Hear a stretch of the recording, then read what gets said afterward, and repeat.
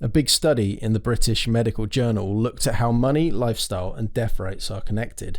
They found that the people with less money had a much higher risk of dying early. But here's the surprising part. Things like diet, exercise, and smoking only explain about 5 to 10% of that risk. There's one social factor that stands out as the most important for living longer and healthier. Education it's like an umbrella. It has a cascading effect on everything else.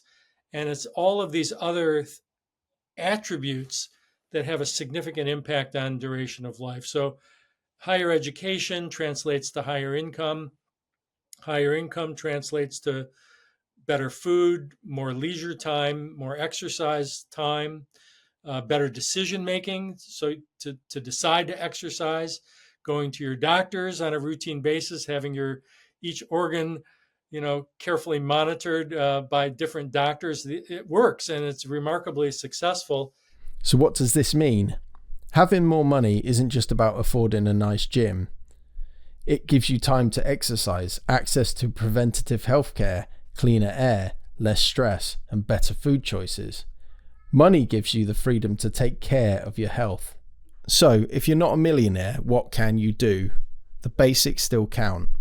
Good sleep, healthy food, regular exercise, and managing stress are the foundation. Brian Johnson's routine adds these to the basics, not replaces them. But here's the interesting part. The science Johnson spends millions on is slowly becoming more available to more people. We're starting to enter the age of cellular engineering. There are 3 new areas in this field that don't always need a billionaire's budget. First, there are senolytics.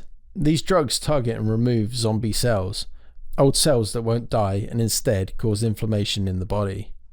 Some senolytics like quercetin and fisetin are already available as supplements.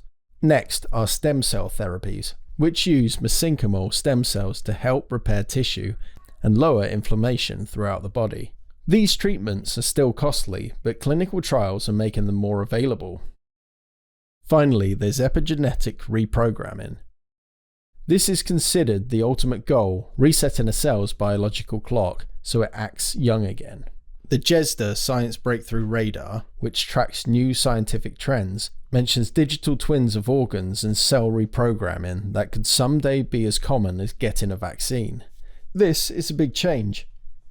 Instead of just treating disease like heart disease, cancer, or Alzheimer's one by one, we're starting to focus on the root cause, aging itself. We've explored Brian Johnson's extreme plan, but there's still one big question. If we manage to live to 120, 150 or more, does that really make our lives better? Jay Olshansky says that focusing only on living much longer is missing the point. He thinks we should be putting our efforts into geroscience, extending the healthy years of our life instead of just chasing immortality, because there's one big stumbling block. What would probably have the biggest effect in the long run? It would be the aging of the human brain. You could push out the envelope of survival for many other body parts. You can replace hearts and kidneys and lungs and knees and hips and shoulders and elbows. You could, replace a lot of pieces, but the one you can't replace is the one between your ears. You begin to lose those neurons fairly early in life. So if you want to open up the spigot for potential longevity increases, you have to focus on the aging brain. If we don't fix the problems of frailty and mental decline, we're not building a better world.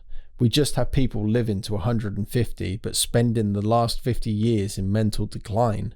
That's not progress, that's a mistake. There is reason to believe that we can't live much longer than 120 years. So it's with the current things that we're doing and with lifestyle changes or development of medicine, we're probably still going to reach that hard end at 120. And it's very debatable whether we'll be able to even break through this barrier and even try to get older. This is the big ethical question.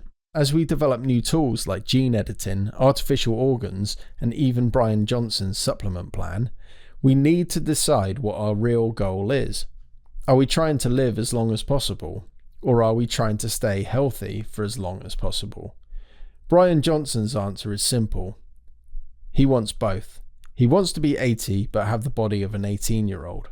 Whether you find that inspiring or strange, he's making us think about the question: if aging can be engineered, what's stopping us? Anti-aging nonsense has become mainstream. You get people spending enormous sums of money and making enormous sums of money selling longevity. Look, I've got a book over here on my shelf where I wrote a chapter entitled "Why Do Anti-Aging Doctors Die?" And in that chapter, I basically explore people just like Brian, who've been around for hundreds of years, who have all said the exact same thing. And they all die from the same causes as everyone else at about the same ages. I understand Brian's effort. It's likely to be a spectacularly expensive fail. It's not like there aren't going to be some lessons learned. I actually think that there may be some interesting lessons learned, some positive and some negative. But it looks like a gimmick to me to sell life. From the engineers that brought us clean water, to the scientists who created vaccines, to today's biohackers trying to reprogram our cells, the goal has always been the same: to protect our bodies. We might never become immortal, but trying to reach that goal is giving us something even more valuable: ways to live healthier, stronger, and better lives for as long as we can. And maybe, just maybe, we can create a future where turning 80 doesn't mean slowing down. It means you're just getting started.